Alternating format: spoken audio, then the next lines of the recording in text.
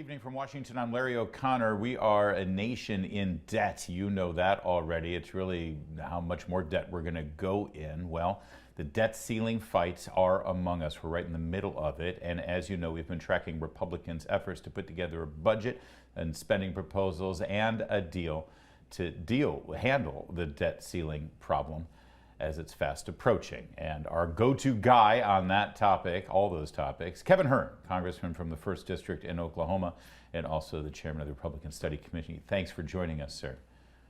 Great to be with you. All right, should we start with debt? What's happening now with the debt ceiling negotiations? Is the White House even picking up the phone when you try to talk about this? And is the Senate on board with whatever you're trying to accomplish? Well, let's just say they've moved closer to coming to the table. President Biden has refused to talk to Speaker McCarthy over the last 75 days, and it's just simply uncalled for. Doing nothing gets you $31.5 trillion in debt, plus another $2, $3, $4 trillion in debt, and no spending cuts. And what the Speaker's been doing, working with all of us over the last 90 days now, 95 days, is to get a deal put together that the Democrats will have to come together. And now what you're seeing are the Democrats in the Senate and the House telling the president he needs to engage with Speaker McCarthy. I'm told that there are some Democrats on the Senate side who are very frustrated with the White House, and they've actually made some overtures saying, guys, you got to talk. You've got to actually move the ball down the path. Do you trust the Democrats over there in the Senate?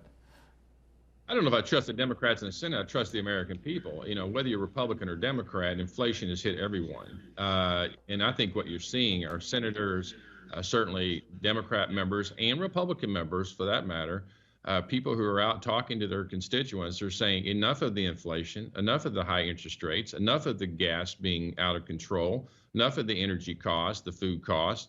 And so what's happening now, you're starting to see the American people speak up, and they see this opportunity to get our economy back on the right track and lower the interest rates. And the only way you're going to do that is to start cutting spending. And all the spending that's been put in place by the Biden administration over the last 2 years, some $10 trillion, we're talking about trying to cut right at half of that, so that we save America's future for all of our kids and grandkids. Lest we spend all our time bashing Democrats, Congressman Hern, I got to ask, does Speaker McCarthy, do you have all the Republican votes you need in the House on this? Well, you'd like to have 222 Republicans and plus a handful of Democrats. The reality is, I'm sure, as we've been reading and we've been hearing and talking to the leadership, they've been working through the weekend. Back about 12th of April, I put out a letter to the Republican Study Committee members, 175, that I texted the letter to personally, saying, laying out why it's important to do the things we just described, get our spending under control, and that we needed to work night and day until we get this passed and get it passed when we're back in session. And I will say this to the Speaker and to all of our leadership and to all of our Republican conferences, that's what's been going on. I know the Speaker has been working with his team all through the weekend. We've had calls night and day. I've been answering calls, to the wee hours of the night and early times of the morning about what we have to do in certain parts of this debt limit deal. And I would bet you that when this goes to the floor tomorrow, as the Speaker has described, that he will have the votes where we need to be.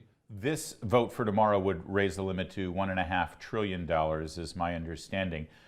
Is there any connection, that debt limit increase, is there a connection there to a full-blown budget process going forward then?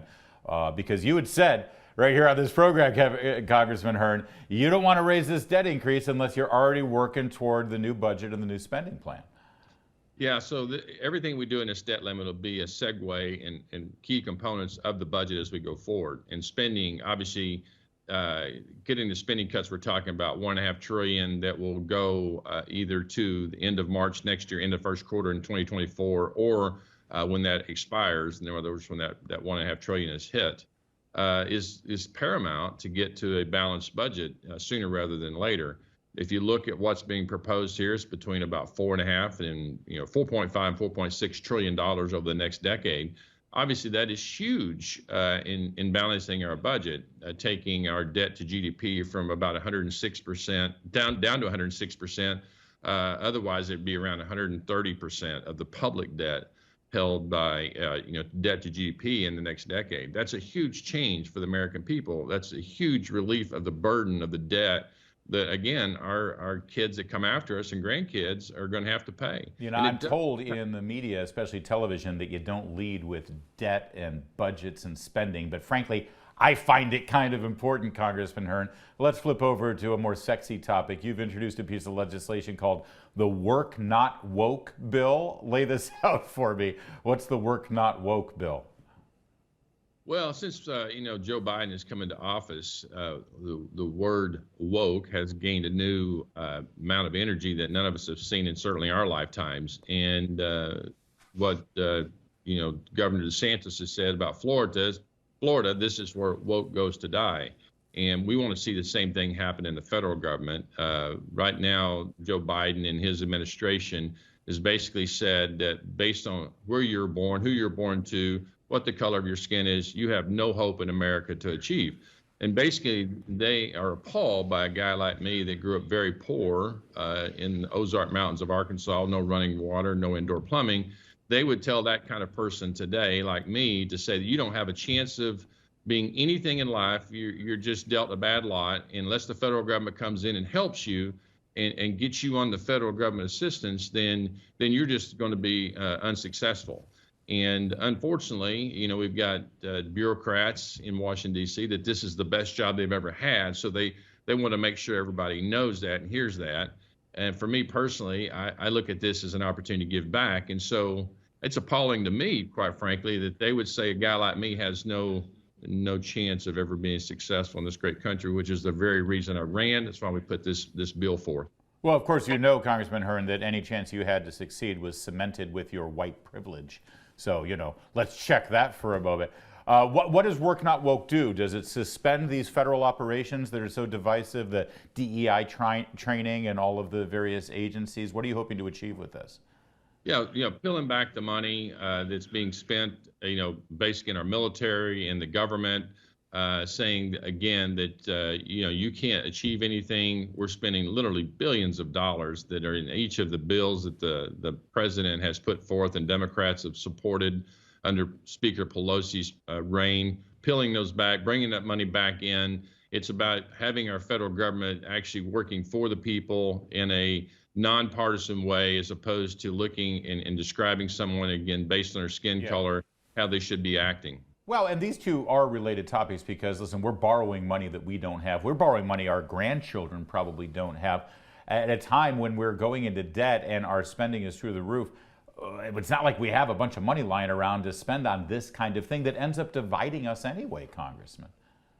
Well, when you also look at the money that's been spent on our higher education, we hear about companies and federal government entities that are spending literally, tens of billions of dollars in each state just to hire, 2 or 3, 4 staff members in a small department to look at DEI issues in every university across America. Something, again, that's just been stood up, and that's part of all the spending problems we're having, and we're going to rein every bit of that in with this bill.